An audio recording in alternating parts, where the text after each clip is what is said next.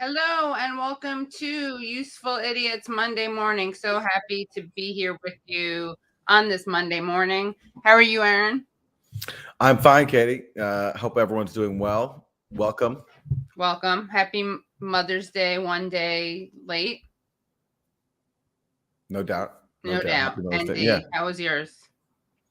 I totally forgot to call my mom. My bad.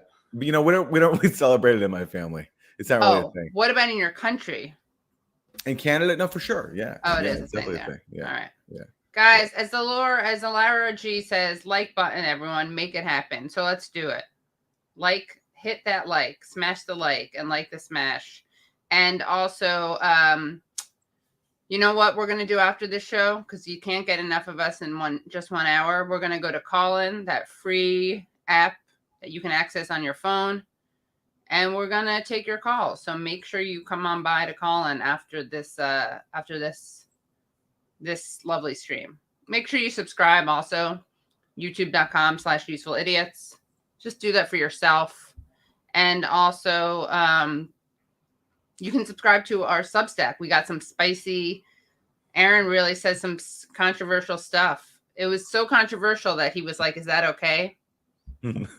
So, and that's at usefulidiots.substack.com. Yeah. All right. So should we just start with what we're going to be talking about to start off? We do a lot of Russia-Ukraine stuff, but there's another major breaking news thing in the news, and it's abortion, as you guys all know. So let's hit it. Women's rights in America are under attack. We're going to win in 2022. Roe v. Wade is not going to change the outcome. After the leak of that early draft ruling reversing Roe, the Supreme Court appears poised to overturn Roe versus Wade. Governors and state legislators are rushing to define their positions in a post-Roe world. The lives of unborn children are, it's very important that we protect the lives of them. Where is the Democratic Party? Where's the party? Why aren't we calling this out? This is a concerted, coordinated effort. And yes, they're winning. Should Roe be overturned, at least 25 states will likely ban abortion. 13 of them have trigger bans, meaning it will immediately be outlawed. It means lights out in North Dakota. It's a shot in the face. It's just like bam to women of color, especially. We're going to continue to focus on those women, focusing on the humanity of those women. Democrats are hoping to turn voter attention away from high inflation ahead of the midterms by drawing a sharp contrast on abortion rights. This MAGA crowd is really the most extreme political organization that's existed in American history. And warning that Republicans, via the court's conservative majority, could take away or erode other rights, from access to contraception to same-sex marriage protections. National Republicans have focused on the leak itself. The leak is reprehensible. Egregious breach of trust. We'll find the leaker. And largely avoided questions about the future of abortion rights. Well, that's not the story for today. A document circulated by the NRSC, the campaign committee in charge of getting Senate Republicans elected, advises Republican candidates to, quote, be the compassionate consensus builder on abortion policy. There should be an exception for rape and incest.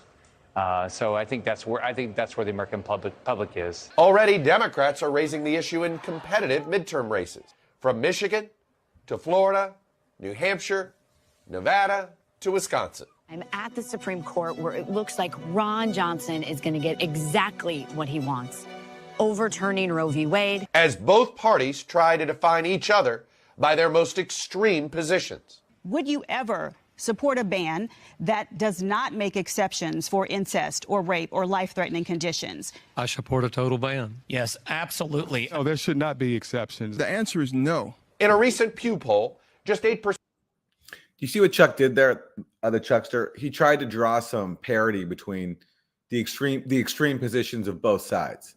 Sorry, right? I just lost my can you hold on 1 second? I moved my mic to be closer, and then can you guys hear me? I moved my mic to make it closer. Shit. We can hear you. And hello. We can hear you. I may have to leave this and come back. Okay, now you can. Sorry about that. What were you saying? I was saying that you see what Chuck did there? He made a sort of like, he tried to draw some parity between what he called the extremes of both sides. So like the like anti-abortion extremists who even want to ban abortion in the case of rape or incest. He's trying to draw some parity with the extremes of like whatever the pro-choice is. I don't even know how you which define is it. like extreme reason or extremely with the public will, extremely popular. In fact, if we can just finish that video, because he goes through the stats, like the popularity of abortion, the different positions on that. But yes, good call. That's something that they love doing, is the false equivalency. Yeah, and it's really ridiculous. Percent of Americans say abortion should be Here, let me just illegal in rewind. all for incest or rape or life-threatening conditions. Is it I here that support a says total that? ban. Yes, absolutely. Oh, there should not be exceptions. The answer is no. In a recent Pew poll, just 8% of Americans say abortion should be illegal in all cases, without exception. 37% overall say it should be illegal, including those who want exceptions. 61% say it should be legal in all or most cases. Still, though a majority of Americans support Roe, Senate Democrats do not have the votes to codify it in legislation. They expect to take it up and fail to pass it later this week. This is not just one vote and then this issue goes away. You will hear a lot from us through the next months, all the way through November. You know what they're doing? They're forcing the vote there. That's right. They're forcing the vote. They're forcing the vote. It's just, they know it's not going to pass, but I guess they want to get everyone on, put everyone on blast, get everyone on record, do a schmaltzy moving thing. And to be clear, I'm saying it's schmaltzy and moving because it doesn't have any political will behind it. I mean, there's popular will. Okay, I was just making sure that's not like a Leni Riefenstahl movie that's trying for the will. Okay, good. There's the popular will behind it, but there's not the political will behind it. Yeah. Anyway, this is a very scary time, and I think that we're going to get into how much the Democrats dropped the ball on this, which isn't even a fair thing to say because it's intentional. They like fundraising off of this. In fact, we're going to show Wilson. Do you have that cartoon that I texted you? If not, I can get to it. But just let me know. If not, I'll share my screen. I don't think I got a cartoon from you. I texted you a thing. Hold on. Let me do it. I think I did. But hold on. Let me just show this thing. I text a lot, so understandable if I got lost in the shuffle. Hold on 1 second. Okay, this is from Soch Bill on Twitter. Hold on. Okay, so here's a great cartoon, and for people who are just listening later on, because you can get this as a podcast on if you're a Substack subscriber. There's an image of someone. There's a train coming, and there are people tied down to the train tracks, and there's someone who controls the lever, the switch. It says you can throw the switch at any time, but then you won't be able to use the threat of the trolley to fundraise anymore. Sorry, it's a trolley, not a train. So that is kind of what the Democrats. It's a great example of what the Democrats, visual representation of what the Democrats are doing, which is that they could, of course, force this issue. They could be a lot stronger on this issue, but they kind of want to be able to scaremonger and fearmonger with the Supreme Court, and they like to fundraise off of it, and they like to point to the differences between them and the Republicans, at least in theory, if not in how they are ruling or governing. So keep that in mind, I would say. And, it's not the Democrats. They don't have the same ideological obsession with abortion. They just have they weaponize abortion. And without their complicity, the radical reactionaries who are anti-abortion and anti-choice wouldn't be able to impose their agenda. That's my spiel, and I'm sticking to it. All right, so that just sets up I think that clip does a good job of setting up, as you pointed out, Aaron, the false equivalency. Also, the way each party is trying to take advantage of this, and the popularity of abortion. Okay, so let's go to the next clip. And warning, guys, Twitter is muting accounts for me. Just saw Katie was muted, and I most assuredly did not mute Katie. So, guys, be on the lookout. Make sure that Aaron and I have not been muted. If you have muted me and you're feeling guilty about it now, it's okay. You don't have to blame Twitter. It's totally fine. That's true. I accept you muting me. I understand. I can be annoying sometimes. We all can. If you need a break from me, I totally get it. So don't worry. All right. But let's not bring Twitter into this. It's not their fault. Okay. At least for me, if you're muted me, it's obviously a mistake. You are obviously either drunk and like fumbling on your laptop, or it's because of Twitter. It's a conspiracy. Yeah. So this clip here, we have the governor. This guy's Mississippi Governor Tate Reeves. Yeah. Is that a toupee? That's fair speculation. You never know. You never know. But you never know. What if it's not, Katie? Wouldn't you feel terrible if you falsely accuse him of wearing a toupee? Well, I'm not falsely accusing him. It's an open question. Open question. You're just asking questions. And you don't know my position. I may be pro toupee. You may be pro toupee. It's true. Yeah. It's true. So the snapback law that was passed in 2007 has no exception for incest. So assuming that the Supreme Court overturns Roe v. Wade, the state of Mississippi will force girls and women who are the victims of incest to carry those childs to term. Can you explain why that is going to be your law? Well, that's going to be the law because in 2007, the Mississippi legislature passed it. I will. Okay, so just so everyone knows, there are these trigger laws on the book so that when Roe v. Wade is overturned, they can go into effect right away. And one of these laws is in Mississippi, is one that bans abortion in all cases with no exception. So Jake Tapper is asking him about those. Okay. Tell you, Jake, and this sort of speaks to how far the Democrats in Washington have come on this issue.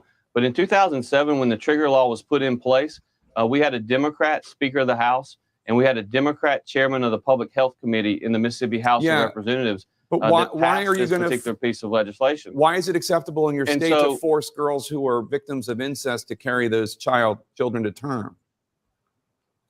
Well, as you know, Jake, over 92% of all abortions in America. So first of all, Jake is doing a fairly good job at this. He's asking why on earth they are forcing women and girls who are the victims of rape and incest to carry the pregnancy to term. So just a little bit of a language thing, because this is in many ways a framing and messaging war that we're going to have to fight. So you don't want to say child or baby to term. You want to say carry the pregnancy to term, not terminate the pregnancy. Yeah. Okay. Yeah. Are elective procedures. When you look at the number of those that actually are involved in incest, it's less than 1%. And if we need to have that conversation in the future. So he's saying that 92% of pregnancies are elective, meaning that 8% are ones that are medically necessary and include rape and incest. So then he's going to pretend that, he's saying, well, if we need to look at that issue in the future, we can do that, as if they didn't already decide that rape and incest exceptions for rape and incest should not be granted. So he's being totally disingenuous, pretending he's open to conversation. The truth is they already made this totally draconian radical position, which is supported by 8% of the country, only 8%. Yeah, and they're so determined to do it that they've even passed a law that would allow them to impose this ban on abortions in the case of rape and incest as soon as they can. Right. So his only look towards the future is imposing that ban as soon as possible, as he's allowed to. Yeah. Okay. About potential exceptions in the trigger law, we can certainly do that. But the reality is that, again, that affects less than 1% of all abortions in America on an annual basis. Okay, but that is going to be the law of Mississippi. Let me ask you, what about a fetus that has serious or fatal abnormalities that will not allow that fetus to live outside the womb? Is the state of Mississippi going to force those girls and women who have this tragedy inside them to carry the child to term? Are you going to force them to do that? Well, Jake, I'll tell you, I think that these questions illustrate exactly what we've been talking about, and that is you're dealing in examples that are rare and are a very small percentage of the overall abortions. And the reason for that is because when you talk to Americans, regardless of what the polling says with respect to overturning Roe v. Wade, the vast majority of Americans recognize that the abortion laws in America right now, that is what are extreme. America's abortion laws are extreme. They're extreme in how restrictive they are. That's what makes them extreme. And how does he? So he's also saying, regardless of what the polls say, right? He has his finger on the American pulse. He's talked to enough Americans to get a sense. Yeah. Also, I mean, he's so full of it because he's saying like, well, we can talk. He's saying we can talk about that, but he's also, as you pointed out, Aaron, they've made these laws. They've already decided to not grant these exceptions. And he's pretending to be open to discussion. And also he's pretending that the issue is it's only a small percentage. Well, it doesn't really matter what percentage it is. If you actually care about rape and incest exceptions, you care about rape and incest exceptions. Mm-hmm. As most people who are pro-life, to be charitable, I'll say anti-abortion, because of course what I want to say is anti-choice. But most people who are quote unquote pro-life, even they believe in those exceptions. And by the way, Catholics, if you're pro-life, you're anti-abortion and you're anti-death penalty, you get a lot more credit, in my opinion, than people who are pro-death penalty and anti-abortion. Because you can't even pretend to be pro-life, guys. Don't even. By the way, I have to just observe, how much do people like Jake Tapper love this? Because this gets to make them look normal and sane and not sociopaths, which they are every week when they promote war and regime change abroad, which is sociopathic. But the Republicans are so extreme on this issue that it gives people like Jake Tapper, who normally advocates for, a catastrophic proxy war in Ukraine, for example, it gives him the chance to look normal and sober. Yeah, I think that's true. And, this is a time where I think the abortion issue does bring together people who often disagree. And I think it's good. We should keep calling those people out when they're advocating for murderous sanctions, right? Or endless war, or, using Ukrainians as cannon fodder. But I also think that it's okay to give credit where credit's due. I'm not saying, and we can do both of those things at the same time. Absolutely. Yeah. Absolutely. I just think it's like, if I were someone who's advocating for policies that are killing children every day in foreign wars, to me, it would be a huge gift if you have someone in the extreme of your own country, like the Republicans are, that gives you a chance to look like you're sober, as is happening now, which, Jake Tapper gets to pretend that he's like a tough questioner and that he's irrational and that he's a sane thinker across the board. Yeah. And it is good. And it is good that they're doing this. Absolutely. Sure. Yeah. Sure, like of course. Pushing back on it, but yeah. Of course. Of course. Yeah. And how can they not? Right. Anti-choice is a better description. Yeah, I'm going to go back to anti-choice. Except when I'm trying to appeal to them, in which case I will call them anti-abortion if I'm trying to convince them of something. Okay, let's go to the next clip.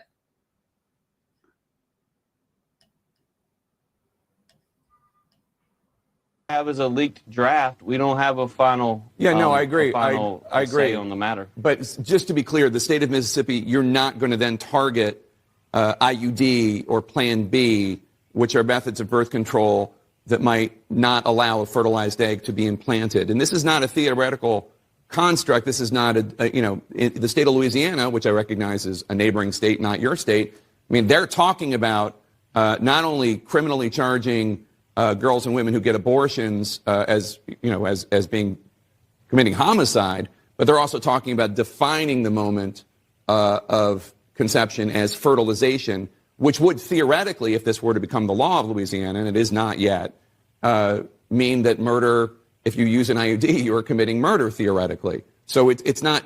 I'm not making this up. These are the conversations going on in legislatures in your area. But so just to be clear, you have no intention of seeking to ban IUDs or Plan B. That is not what we're focused on at this time. We're focused on looking at see what the court allows for. The bill that is before the court is a 15-week ban. We believe that the overturning of Roe is the correct decision by the court. And so in Mississippi, we don't have laws on the books that would lead to arresting individuals or anything along those lines. You mean not arresting girls or women, but you would arrest doctors?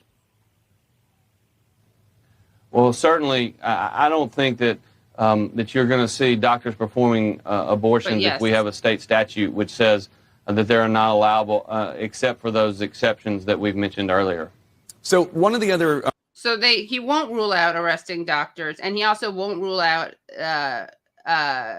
defining contraception, life as beginning as contraception, because Louisiana is doing that, which will make IUDs illegal, and so he won't rule that out either.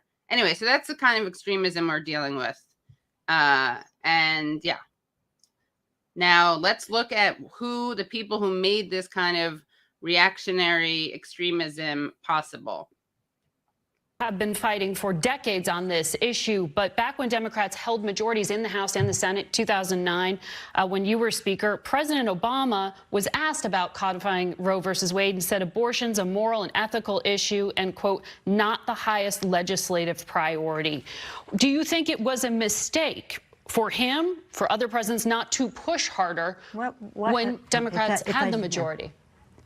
If I just may, the focus we have right now is an urgent one. By the way, look at her Ukraine pins, Ukraine American pins. Of course. So yes, cute. of course. Yeah. So for people who just listening, Nancy Pelosi is wearing a Ukrainian American flag pin. Yeah. Of course.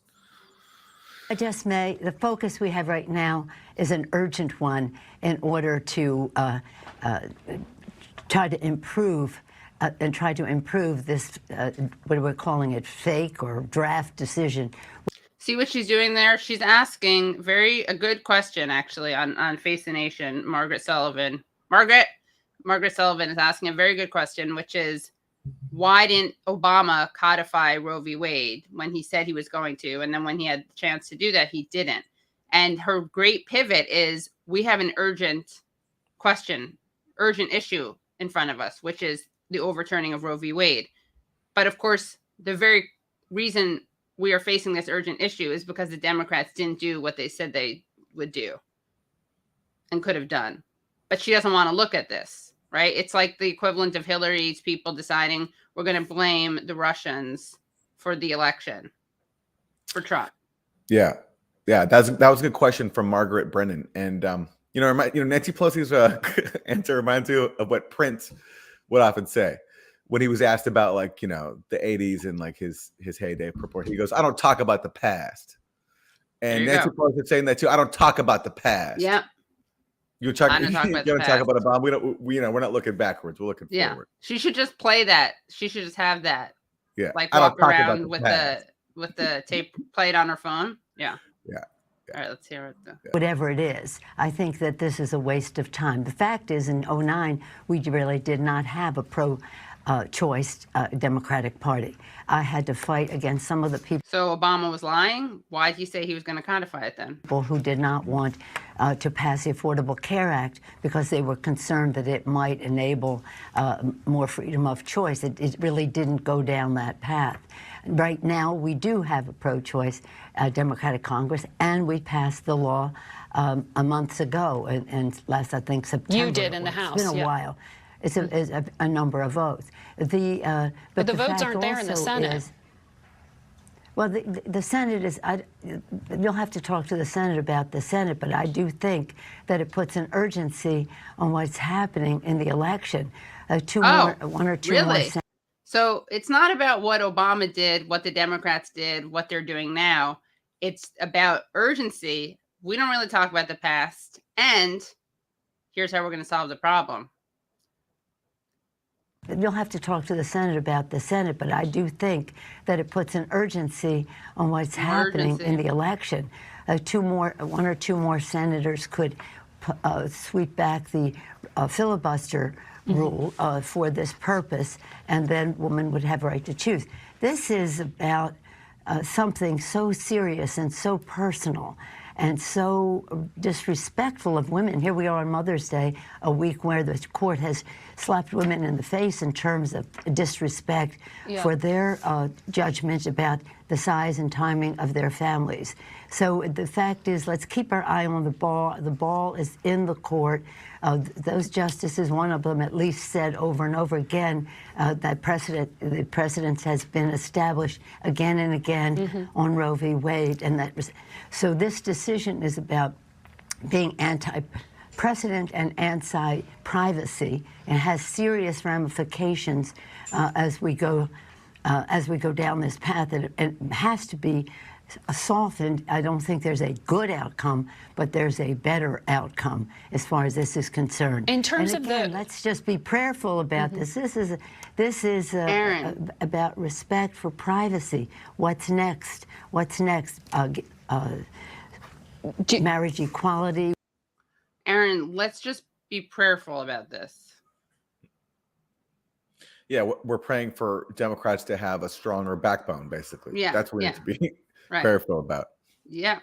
Yeah. Yeah. Someone wants us to clip the Pelosi Brennan clip in a separate segment. Should be shareable. All right, cool. Yeah, it's true. And we have a little bit more Pelosi coming up for you. Ready? So again, you can't ask why how we got here. Oh, wow! Thanks for that. Very generous sub. We're beholden to our donors, so we're gonna have to make that clip. And thank you, Phantomus Fanta, for always doing clips in real time. And what's that saying? Talk to the hand. Well, Pelosi's now saying talk to the Senate. Yeah, talk to the Senate because the Congress don't understand it. Yeah, don't talk to me. Don't talk to me. Don't talk to to the me. Senate. Yeah. So, I'm just the House. I'm just the House. This is urgent, and we got an election. That's how we're going to solve it. We need to elect more Democrats who will not codify Roe v. Wade. No. Yeah. Okay, now let's look at this next one. This is cool. This is some dem-on-dem violence. You'll see. Talk to you, of course, about abortion. California's Governor Gavin Newsom said Democrats have failed to target Republicans on this issue. Here's what he had to say. Where is the Democratic Party? Where's the party? Why aren't we calling this out? This is a concerted, coordinated effort. And yes, they're winning. We need to stand up. Where's the counteroffensive? Madam Speaker, why were pro-abortion rights Democrats outmaneuvered? I have no idea. The fact is that we have been fighting for a woman's right to choose, and that is to choose. We have been fighting against the Republicans in the Congress constantly because the fact is they're not just anti a woman's right to choose in terms of terminating a pregnancy, but in terms of access to contraception and family planning and the rest, both domestically and globally. This is a constant fight that we've had for generations, decades, I should say, in my case, in the Congress. And we had been bipartisan early on, support for a woman's right to choose, until the politics have changed. And that's what happened to the court. Yeah. The science hasn't changed. But the court changed, and therefore they're deciding that it will be different. I have no idea why anybody would make that statement unless they were unaware of the fight that has been going on. So that's some California Dem on California Dem violence right there. That is, yeah. Right? Newsom calling out the Dems, yeah. I just want to point one thing out. Go back to the clip for a second. Talk to you, of course, about I just want to point out one anybody thing, would make that statement unless if you look at the shot. Yeah. I think Face the Nation is the most insecure show on television. What other show has the name of the show plastered 4 times on screen? 4 times? Face the Nation. Face the Nation. Face the Nation. 3. Face the Nation. Well, there's. Oh, you're right. Yeah, you're right. There's 2. It's in text twice in the background. It's thrice. Yeah. And then then they have the bug on the bottom. It's true. They are insecure. Yeah. Let's get some therapy going for Face the Nation. We got to do that. Yeah. What's? Oh, thank you for that super chat. Wadeworth, thank you so much. Yeah, so Nancy Pelosi has no idea why anyone would blame the Democrats, even though she just was confronted with the fact that they dropped the ball in 2009 when they were not a pro-choice. Talk to the Senate, Katie. Talk to the Senate. Talk to the Senate because the speaker don't understand it. Mm-hmm. That's good, right? That's good. All right. So, so now we're going to shift gears a bit, right? Talk about war. Okay, sure. Yeah. Yeah. We got some great clips to show. And what was the super chat? Wilson, did you screenshot it? The super chat from that with the question for Aaron at the beginning? I'm going back to look for it, but okay. I think it was Brett. If you want to. Yeah, Brett put it in there again. And, yeah, with you have a conspiracy theory that it's too controversial, but just put it back in.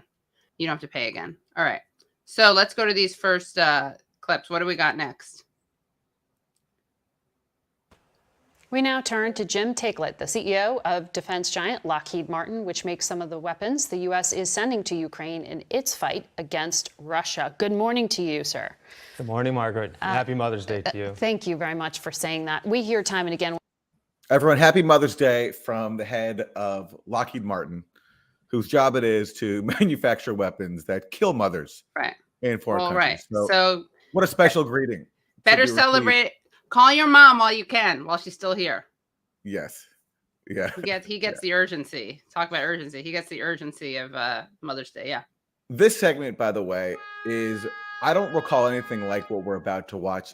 I don't remember. I mean, maybe I've missed it, but I don't remember a time when the head of a U.S. arms manufacturer has been interviewed on TV. I just don't remember it. I'm sure it's happened, but I just haven't seen it before. So this is a particularly surreal thing where the head of like a death machine organization is being interviewed in a really kind of friendly way on TV. It's pretty crazy. You mean usually they just have analysts who are on the board or right.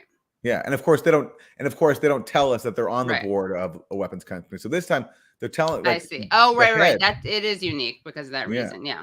Yeah, and basically this looks like it's just like a long extended advertisement for a new congressional measure that would give Lockheed Martin and other arms manufacturers more money. So anyway, let's hear some of it. One of the most powerful tools the Ukrainians have are these anti-tank, Russian tank-busting missiles known as Javelins. That's what your company jointly produces. Oh my God, wait, sorry, guys. I totally forgot to mention this when we were on Pelosi. So hold on, let me just mention this. Can I just mention one more thing? I'd be really remiss. Then we'll get back to this. Sure. Especially because people want us to clip that. For another reason, do you know how Nancy Pelosi and how James Clyburn spent Mother's Day weekend or the week before Mother's Day, this very pro-choice, pro-abortion rights party? James Clyburn was stumping for Henry Cuellar, who the Texas Democrat, the last anti-choice Democrat in the House. So that's what Nancy, when she was like, I don't know why anyone could blame us. Maybe it's because she endorsed Henry Cuellar against Jessica Cisneros, who is pro-choice. So I forgot to mention that because it's so, I think on a Freudian level, I just didn't want to look at that because it's so terrible. But that's another issue that I was remiss in not bringing up. But that's how the Democrats are fighting for abortion rights, by supporting an anti-choice Dem against a pro-choice Dem and endorsing her. And Jim Clyburn went down there to stump for him, like physically went there to Texas. Okay. Sorry about that. Let's go back to the clip again. One more reason to love Jim Clyburn. How quickly can you scale up production to get more? Well, he is the most progressive. You know that James Clyburn is the most progressive member of Congress. Did you know that? I missed that. Oh yeah. Do you know where that comes from? That stat? No. James Clyburn himself. Okay. Okay. All right. So you know it's true. All right. To backfill what the U.S. has given up. Sure, Margaret. Well, the president visited us in Troy, Alabama to thank the workforce earlier this week. And we really appreciate what he's done for us. We are therefore on our side accelerating our investment. Everyone, you hear that? Yes, your gas prices might be higher, things might be hard. So, you might have your criticisms of Joe Biden, but what matters is that the head of Lockheed Martin says he appreciates what the president has done for us. The president has been good to Lockheed Martin. And that's why, they just referenced this. Where last week, we played the clip. That's when Joe Biden visited the Lockheed Martin plant in Alabama and said that Ukrainian parents are naming their children after Javelin missiles. They're calling them Javelin and Javelina. Such a nice name. Jim here of Lockheed Martin is obviously very grateful. Yeah. In that factory and in our workforce there. So we're already investing ahead of time to buy tooling, to expand the plant, and also support our suppliers to get ready to ramp up production. So right now, our capacity is 2,100 Javelin missiles per year. We're endeavoring to take that up to 4,000 per year. And that will take a number of months, maybe even a couple of years to get there, because we have to get our supply chain to also crank up as we do. So we think we can almost double the capacity in a reasonable amount of time. Raytheon had said a different system, the Stingers, they couldn't even get going on ramping that up till 2023. But you can start when exactly? We're starting now to ramp it up. You can start when, because basically, you might think I'm here to be a news anchor where I'm asking tough questions of politicians and influential figures like Lockheed Martin, which makes, weapons that kill babies in Yemen. But really, I'm just actually here to ramp up supply for the U.S. war machine. Yeah. So when can you get going on this? She's helping broker the deal. Yeah. What can I do to help make this happen? Sold. Because we have an active production line right now that the president saw. And also, we've got a supply chain that's active in addition to that. So we can start turning up the heat now and ramping the production immediately because of those circumstances. You said... what kind of spreadsheets are we working with here when we're laying out the production numbers? Are we using Microsoft Excel or is it different software? Because I'm wondering, is the software efficient enough to make sure we're ramping up production to build bombs? Yeah, is there a change.org petition that we can sign to tell the government to make this Biden to ramp up production?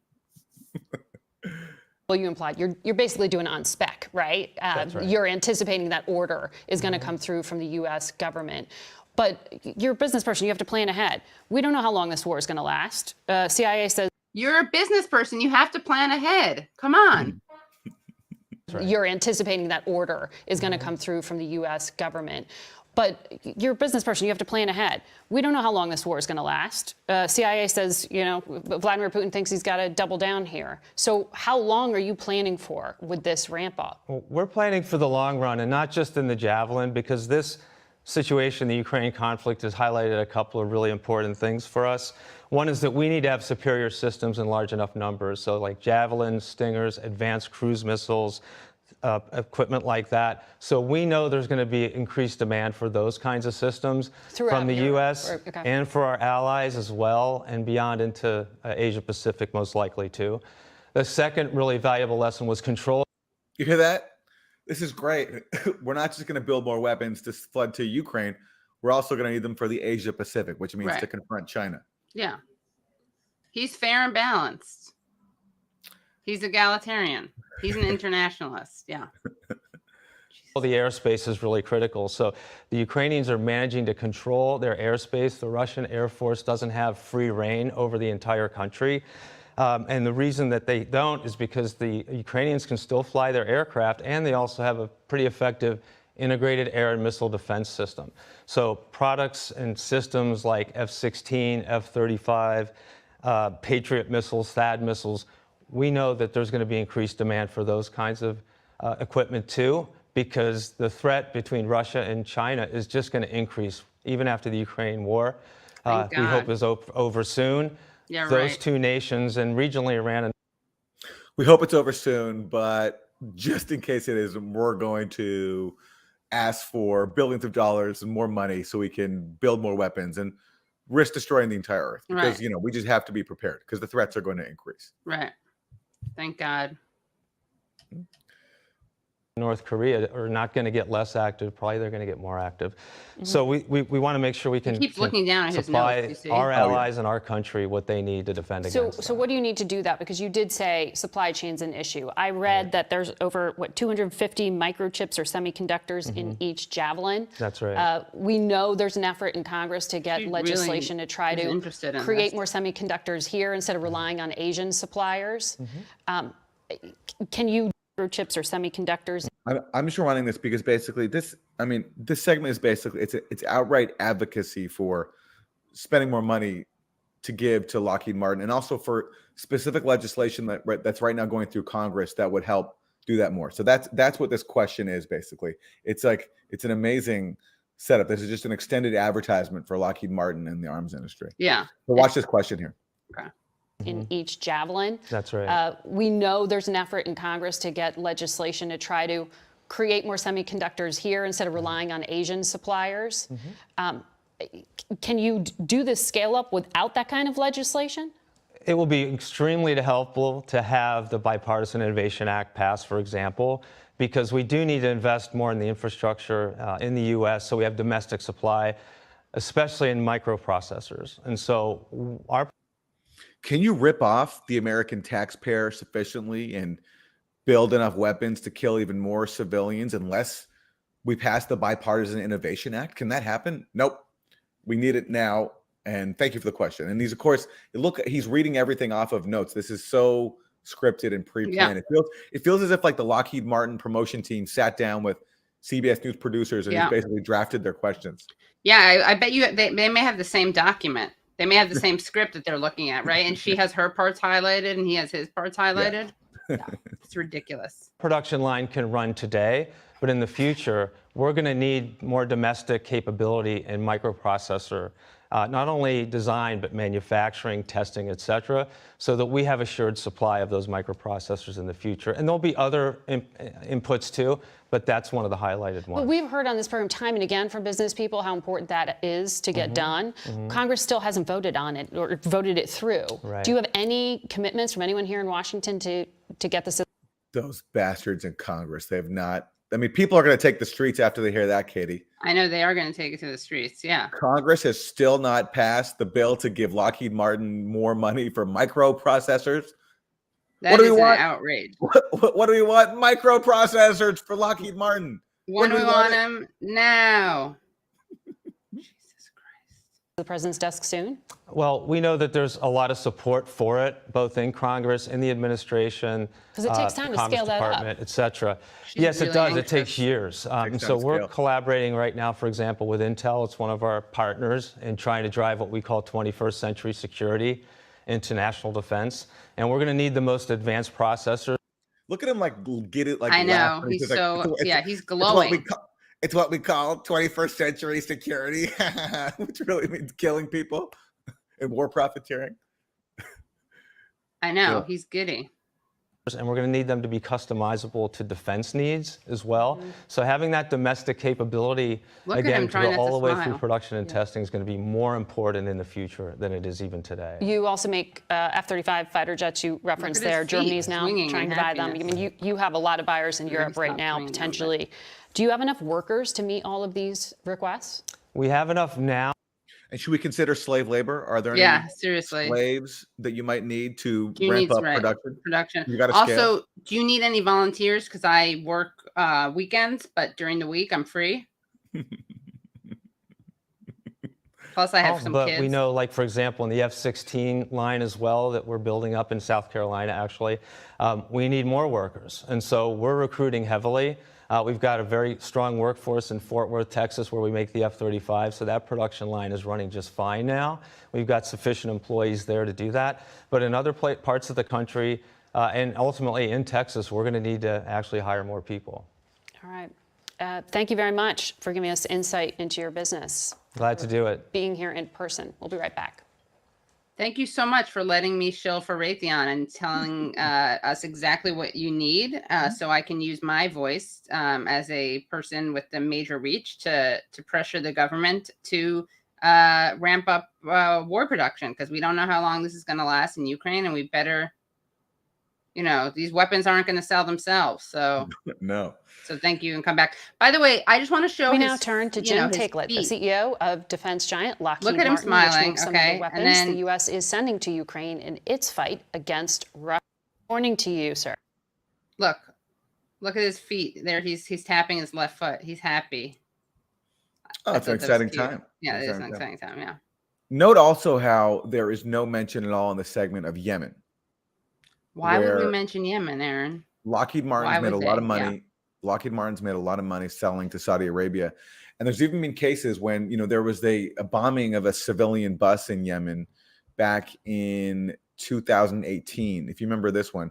And there were those pictures from the fragments, like from the remnants of the bombing. And there was Lockheed Martin shells inside the wreckage where all these civilians were killed. So he could be asked about that, but of course he's not, because he's being brought on to help sell weapons.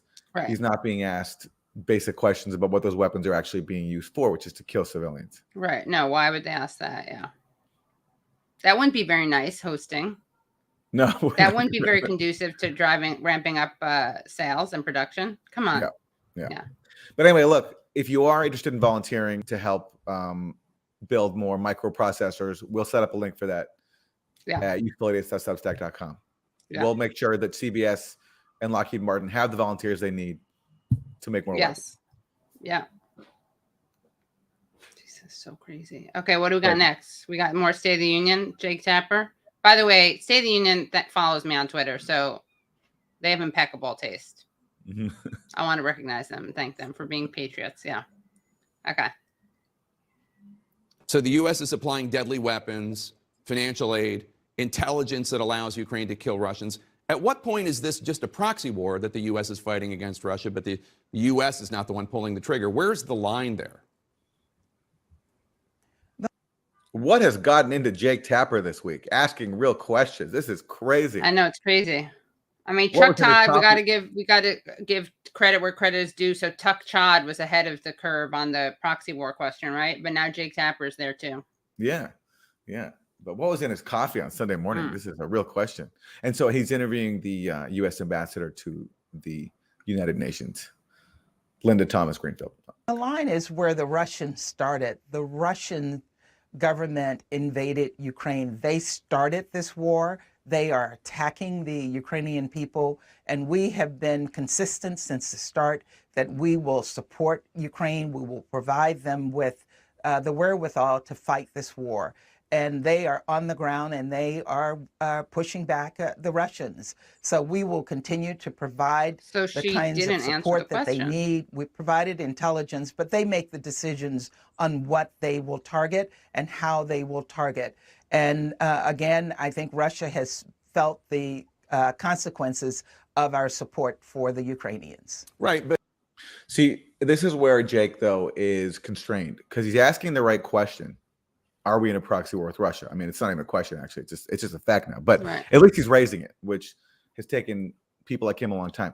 But the problem is when she retorts with, well, Russia started it and we're just focused on helping Ukraine defend itself, he accepts that premise.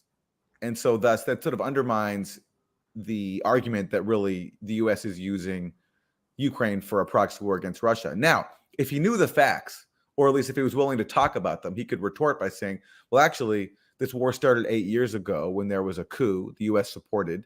A new government was installed that the U.S. selected, as we know from the leaked phone call of Victoria Nuland, a top U.S. official. The U.S. got behind a government that was dominated by fascists, supported by Nazis. The Nazi-aligned government started a war with Russian speakers in the East. And it's been a proxy war actually for 8 years where the U.S. has been flooding Ukraine with weapons. That's why 2 years ago, Adam Schiff said, we aid Ukraine to fight Russia over there and not here. And that's why Lindsey Graham and John McCain went in late 2016 and said that 2017 will be the year of offense. Russia will pay a price. So this proxy war has been actually going on for a long time. And there were proposals to resolve it. We've talked about them. There was the Minsk Accords, which would have ended the war in the Donbass. And there was a proposal put up by Russia for Ukraine to pledge neutrality, not join NATO. The U.S. has avoided all that. Now, does that justify the Russian invasion? No, it doesn't. But if you're going to say that this isn't a proxy war and that this is all just Russia started all this, you're completely ignoring history and current history. And unfortunately, whether Jake Tapper knows that history or not, he will never say it. He'll never raise the point. Yeah. So that answered Brett's question, by the way, right? Which is if it justified Russia's actions. And we'll get into that more on the call-in. Did someone ask that question? I missed it. Yeah, that was the super chat question. It was, did the actions of Ukraine and the U.S. involvement with Ukraine justify Russia's decision to invade Ukraine and violate Ukraine's sovereignty? No, it doesn't justify it. I mean, and it's not our position to justify a war, right? I mean, I have to think that Russia had other options to resolve their issues. I mean, I've talked about what those options could be. At the same time, though, I'm not going to pretend, though, that Vladimir Putin just woke up one day and decided to start a war for no reason.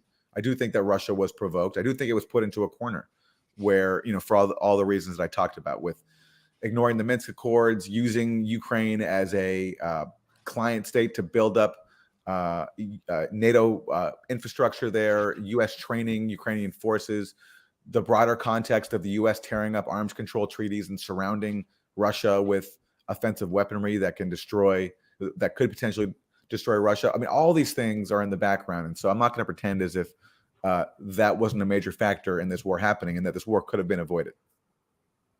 Right. And also there's a difference between justifying and analyzing how things contribute to something. Yeah. Okay.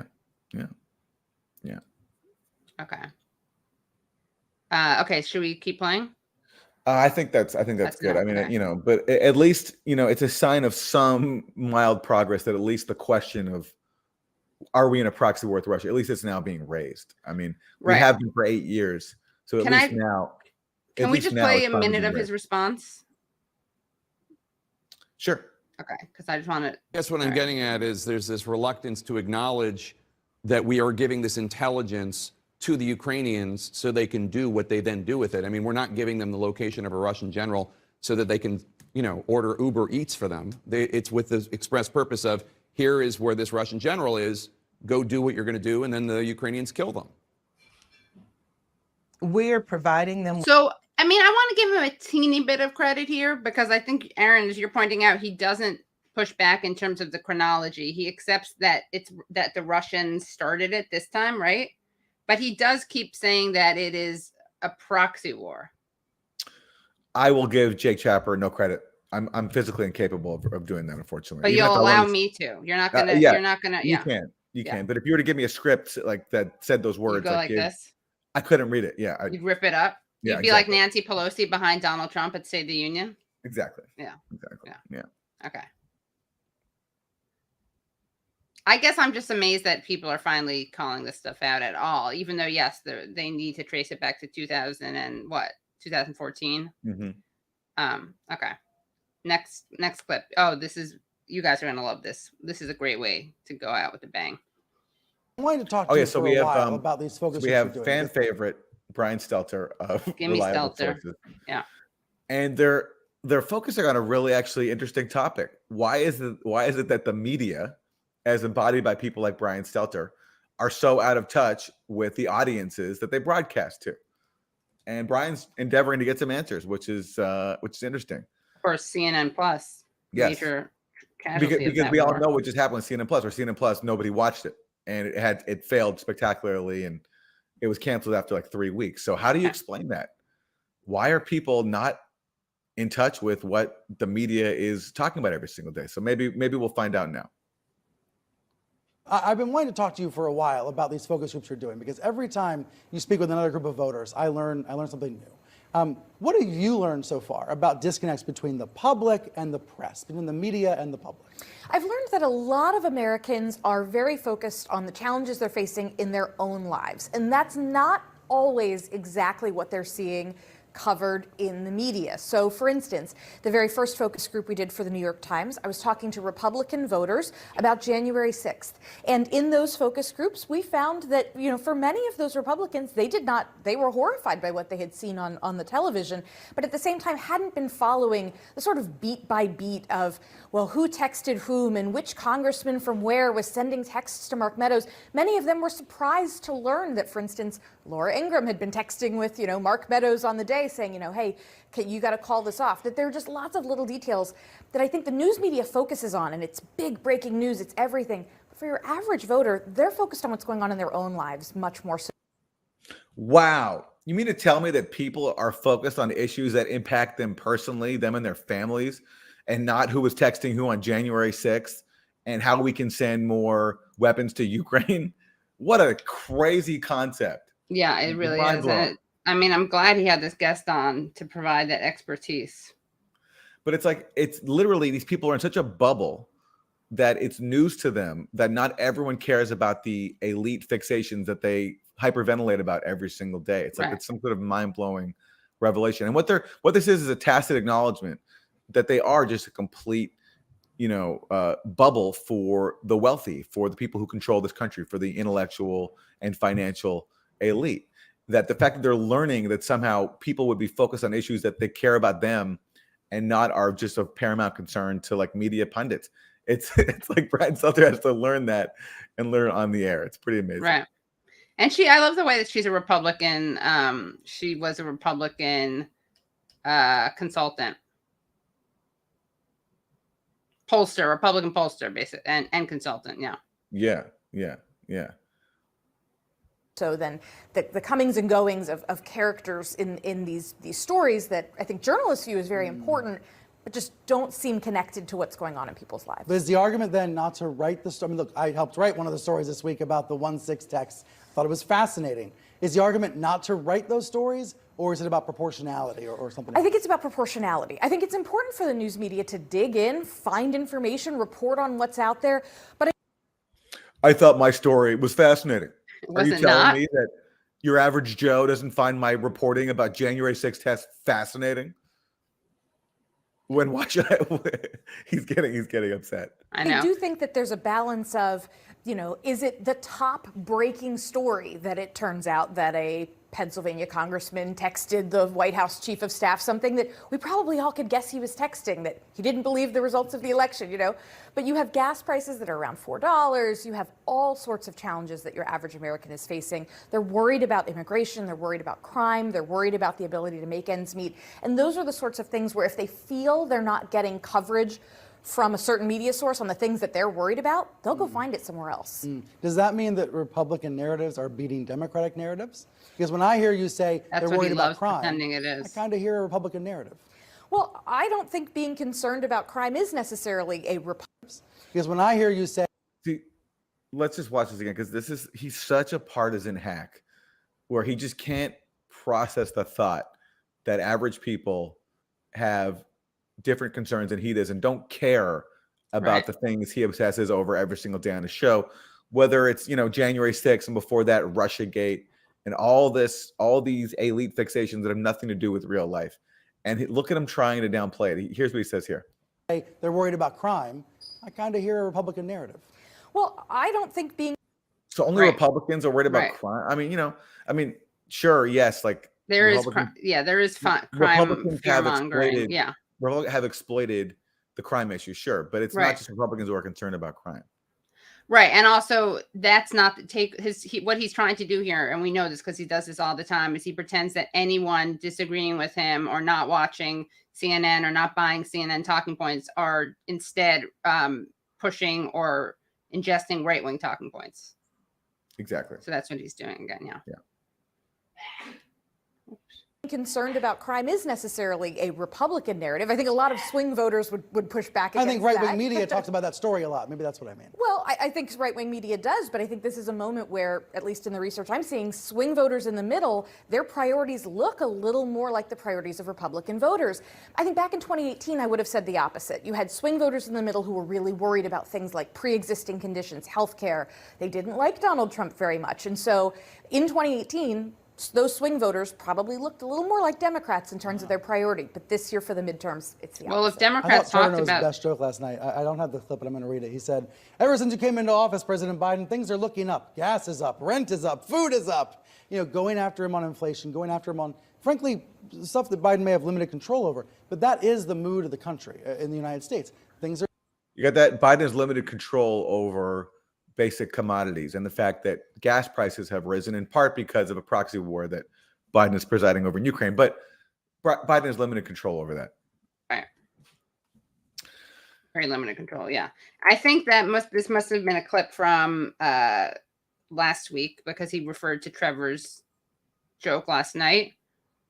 But we're sure glad we got it in there. Oh, okay. You're welcome, I didn't people. realize that. Okay. Yeah.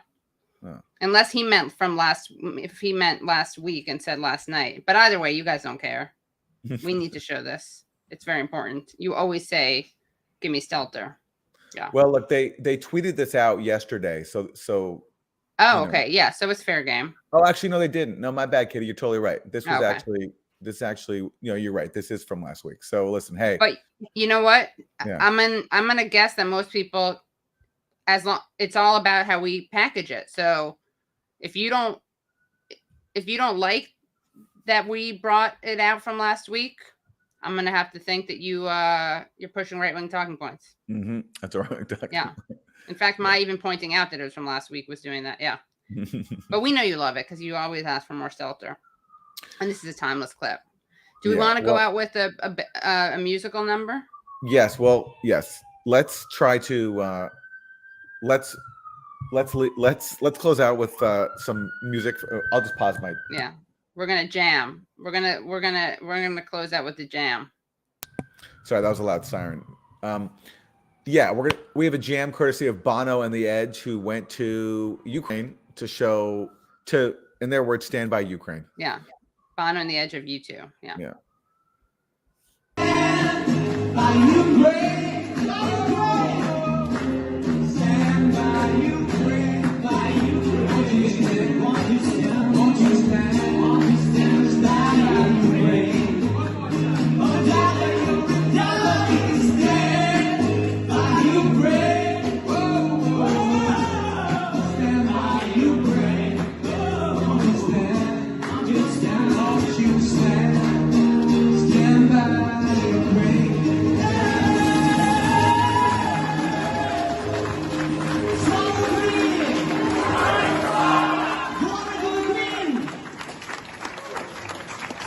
Now, you know what's interesting? And let's read that what does that super chat say? Sparty Matt, any chance for a national divorce without a full-fledged civil hot war? I'm not sure about that. We'll talk about that in our call-in. But I got to say something, Aaron. You know, U2 has 4 members. Mm-hmm.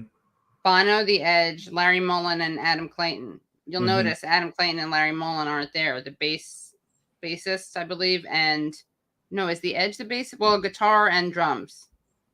Edge is the guitarist. Edge is the guitarist. Okay, so the bassist and the drummer. Yeah. Maybe they're performing for Putin. Wow. That would be crazy. A U2 civil war. Yeah. And then which side of the proxy war would we get on? It depends whichever side pays us more to perform. Fair enough. Yeah. To bring our show, to bring useful idiots there. Yeah. Anyway, you know, I love this, you know, of course, U2 or Bono and The Edge, whenever there's a besieged people, Bono and The Edge are there. We all remember when Bono and The Edge went over and stood with Gaza. Yeah. And played, you know, played with people of Gaza, or stood with Libya when Libya was being attacked. Right. Yemen. Of course, they're Yemen. always in Yemen. They haven't left Yeah. because the war is still raging. Yeah. Yeah. Yeah. You know, it's sad because they were good during the 80s and 90s about Central America. They were really? Oh, yeah. Okay. Well, I mean, hey, it happens. It happens. Yeah. It happens to the best of us. Yeah. Well, guys, you are so in luck because we know that you guys are jonesing for more Katie Halper and Aaron Maté. So we're going to meet you at Call-In. The link is in the chat. And we'll see you in a few on Call-In where we will take more of your questions. Bye, everyone. Thanks so much for watching. Don't forget to like this stream. Like the stream right now, cowards. What's our like ratio right now? What's our like ratio? Where are we at? And thanks again, Matt Wilson, of course, and thank you, Phantom Fanta, for your live clipping. Yeah, what do we got in likes? We're under we're less than 50% likes Guys, to views. come on. It means a lot of hate watching. Stop hate watching, or or I guess thank you if you're hate watching, because I'd rather the haters watch than not watch. But guys, come on. Yeah, and don't forget to subscribe as well. And we'll see you on Colin. Yeah, see you on Colin. Bye, everyone. Can you still like after we're live? Yes. Yeah, not that anyone will. All right, bye, everyone. Bye.